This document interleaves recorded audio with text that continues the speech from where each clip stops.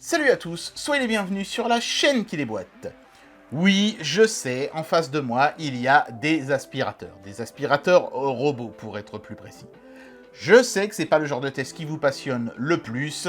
Malheureusement, face au confinement et avec la peur de ne pas recevoir tous mes colis en provenance de Chine, j'ai abaissé mes exigences pour pouvoir avoir des objets à tester en cette période où il va pas se passer grand chose, évidemment.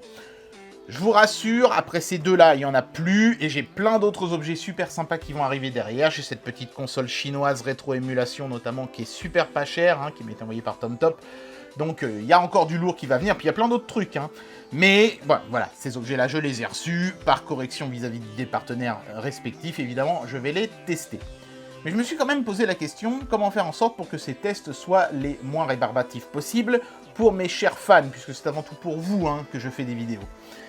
Et j'ai eu une idée toute bête. Alors déjà, je vais commencer par tester le modèle le plus basique, et ça sera une sorte de référence pour comparer ensuite avec celui-ci, qui sera dans la vidéo d'après. Et puis, à la toute fin, quand on aura testé les deux, quand on aura comparé les deux technologies, quand on aura déterminé si oui ou non ça vaut le coup de mettre plutôt 500 balles que 200 dans un aspirateur robot, je mettrai les deux robots dans la même pièce et on leur fera faire, vous savez, ces combats de robots que font les geeks parfois là dans leurs universités. Ben, on fera la même chose avec des aspirateurs robots. Que se passe-t-il quand deux aspirateurs robots sont dans la même pièce? Est-ce qu'ils s'entretuent? Est-ce qu'il y en a un qui pousse l'autre dans les escaliers? Est-ce que les constructeurs ont seulement imaginé que deux aspirateurs robots puissent se retrouver dans la même pièce? Et ben, c'est sur la chaîne qui déboîte que nous allons faire cette petite expérience fort intéressante à la fin du deuxième test. Donc restez bien jusque-là pour voir ce que ça va donner. Et c'est parti pour le test aujourd'hui, donc du premier de ces deux aspirateurs, le Ecovacs D-Bot 605. C'est parti, on y va. Bien évidemment, ces boîtes d'aspirateurs ne rentrent pas totalement dans le cadre de la caméra, mais je pense que ça devrait quand même suffire pour pouvoir vous montrer un déboîtage dans les règles. Ça s'ouvre de manière très traditionnelle avec un système de languettes en carton comme ceci. Ensuite, j'imagine que c'est tout le volet là qui va se soulever, voilà. Et hop là, donc on a un premier couvercle qui s'ouvre, hop. Et regardez ça, ça va rentrer dans le cadre quasiment, à part les coins inférieurs. Une grande plaque de carton. Alors, qu'est-ce qu'on a là-dessous? Un manuel d'utilisation et de quick start. Il y a épais à lire, c'est un vrai dictionnaire. Petit rond de mousse. Donc, ensuite, on voit quasiment tous les éléments. L'aspirateur, bien sûr, au centre. Le module pour les serpillères, puisque c'est ces deux robots qu'on va tester, celui-ci et le suivant, ont tous les deux la fonction serpillière en plus de la fonction aspiration. Ici, on a les filtres de rechange. Donc ça, c'est bien. Comme ça, l'aspirateur pourra durer plus longtemps avant que vous ayez besoin de changer les filtres. Et quand ce sera le cas, vous en aurez de rechange. La base de recharge se trouve ici. Le chargeur se trouve là. C'est un chargeur à prise européenne. Donc ça, c'est l'avantage, évidemment, de ne pas faire de l'import chinois. Et sous le robot, j'imagine qu'on va avoir d'autres éléments.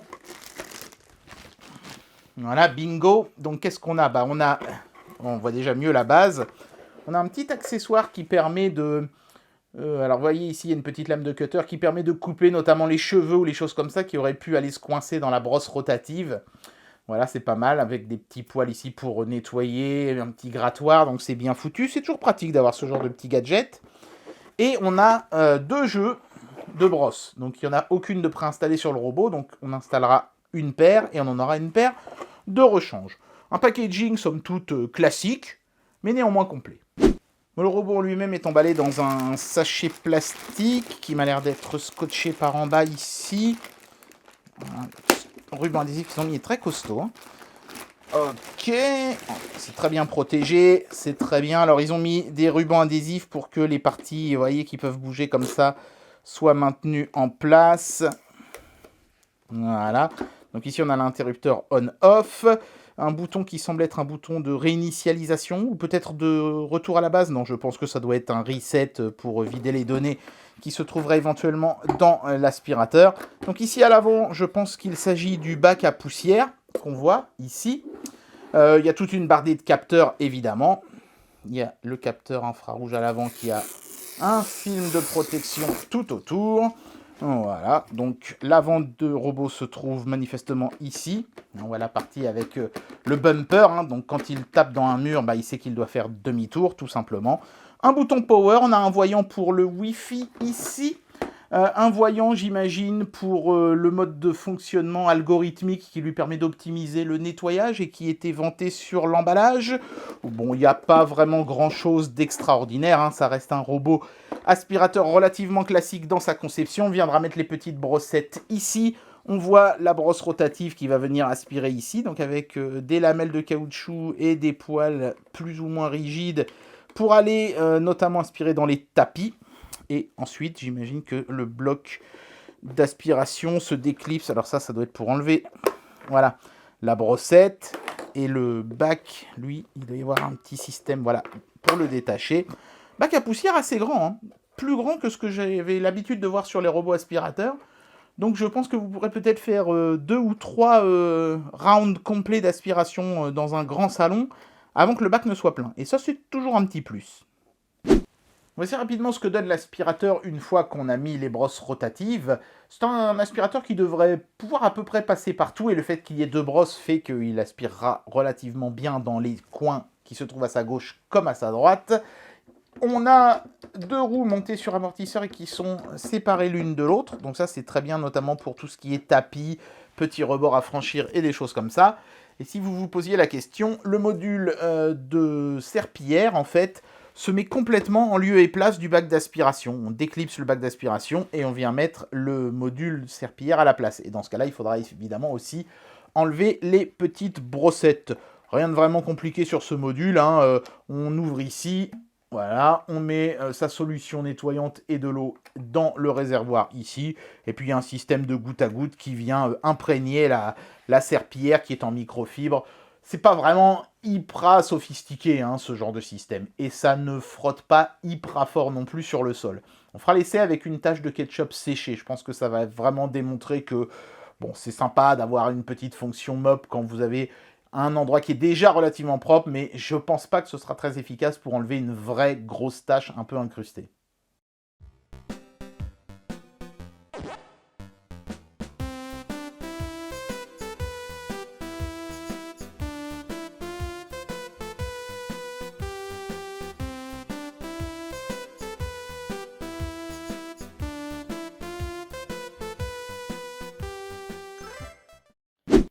Et voilà, donc une vingtaine de minutes plus tard, le robot est retourné sur sa base, donc il estime avoir fini son travail. C'est médiocre, je trouve. Sincèrement, il reste quand même beaucoup de riz et de farine, notamment à proximité de la base, donc ça a dû virevolter pas mal. Après, est-ce que le robot a un peu de mal à passer vraiment près de sa base? C'est peut-être ça le problème. C'est vrai que là, on est dans une pièce exiguë, un couloir. Normalement, la base de recharge, il vaut mieux la mettre dans une pièce un peu plus grande. Mais bon, néanmoins, il reste quand même pas mal de débris et de poussière, de farine un peu partout. Donc je suis assez déçu quand même globalement du résultat final. Pour le prix auquel est vendu cet aspirateur, j'attendais quand même mieux que ça.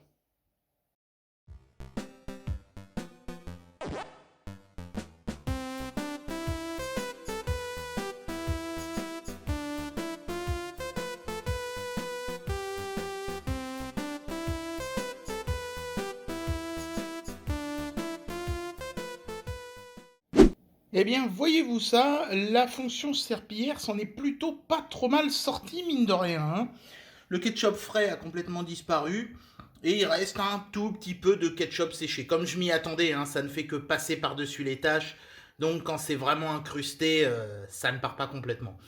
Mais disons que pour un entretien comme ça, sans nettoyage profond, ça peut quand même servir. Bien que ce robot ne dispose pas d'un système de cartographie, il est quand même fourni avec une application mobile assez bien conçue, puisque par exemple on peut choisir le mode de nettoyage, ici vous voyez c'est le mode classique, on peut faire un mode où on ne va nettoyer que les contours de la pièce, donc pour insister un peu sur les plaintes si elles n'ont pas été bien faites, donc ça permettrait de corriger le problème qu'on a eu à l'aspiration tout à l'heure, et puis on peut aussi faire en sorte qu'il se concentre sur une zone en faisant une spirale. Donc on le pose sur une zone particulièrement sale et il va tourner autour de cette zone jusqu'à ce qu'elle soit bien propre. Dans le menu avancé ici, il y a quelques petites fonctionnalités supplémentaires. On peut aussi mettre à jour le firmware du robot si nécessaire. On peut par exemple changer la puissance d'aspiration. Donc si on veut que le robot soit plus puissant, on mettra la puissance sur max. Mais évidemment, en faisant ceci, eh ben, on réduira d'autant l'autonomie. Voilà, donc une petite application simple, mais néanmoins appréciable sur un petit modèle comme ça, tout simple. Ça fait pas de mal. Et puis ça vous envoie aussi des notifications si par exemple la brossette s'en mêle dans un tapis.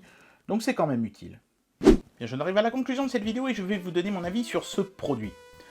Sur la fonction aspirateur, j'ai trouvé pas mal de débris autour de la base. Bon, après coup, je pense que c'est normal, entre guillemets, puisque le robot était dans un couloir exigu et il n'avait pas beaucoup de marge de manœuvre autour de sa base pour aller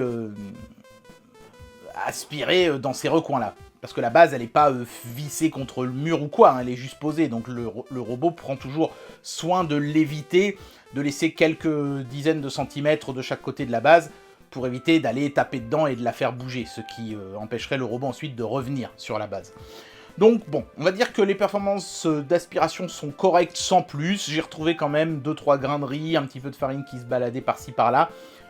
À 90%, c'était plus propre qu'avant. J'ai même récupéré de la poussière dans le bac, alors que j'avais passé l'aspirateur 2 jours plus tôt. Donc il est quand même capable de bien nettoyer les sols. Mais voilà, c'est pas un robot haut de gamme et ça se ressent dans ses perfs. J'ai limite presque été plus impressionné par la fonction serpillière, dans laquelle je posais très peu d'espoir et qui finalement s'est révélée assez efficace.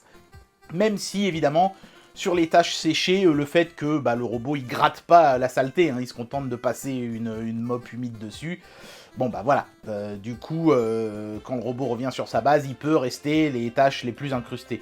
Mais les performances étaient quand même plutôt correctes. Donc voilà, c'est le mot que je retiendrai pour cet aspirateur. Il est correct, sans plus. Et bien voilà, c'était le test du D-Bot 605 de chez Ecovacs. Ecovacs, ils font d'excellentissimes aspirateurs robots, hein, mais j'ai quand même hâte de voir comment ce robot va se débrouiller face à un robot beaucoup plus cher et équipé d'un lidar. Et puis j'ai aussi hâte de voir comment il va s'en sortir dans leur petit duel à mort que j'ai prévu d'organiser à l'issue du deuxième test. Donc restez bien sur la chaîne pour ce deuxième test. J'espère que cette vidéo vous aura plu, et moi je vous dis à très bientôt pour le test donc de l'aspirateur numéro 2. Allez, tchuss!